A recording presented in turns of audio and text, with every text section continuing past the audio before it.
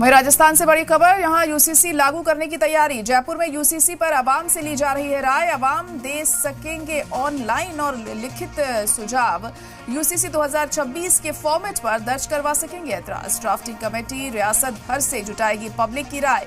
अवाम के सुझाव की बुनियाद पर तैयार होगा यूसीसी का ड्राफ्ट। 16 अफसरान और मुलाजमीन की लगाई गई है ड्यूटी। उत्तराखंड के बाद यूसीसी की सिमत में आगे बढ़ा है राजस्थान, तो अब जल्द ही राजस्थान में भी यूसीसी लागू किया जाएगा। इसको लेकर पुरजोर तरीके से तैयारियां भी की जा रही हैं और उसी के मद्देनजर लोगों की राय ली जा रही है।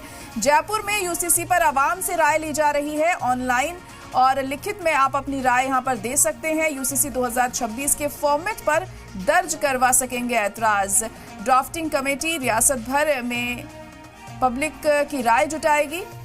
अवाम के सुझाव की बुनियाद पर ही यूसीसी तैयार होगा और उसका ड्राफ्ट तैयार किया जाएगा। 16 अफसरान और मुलाजमीन की यहां पर ड्यूटी लगाई गई है।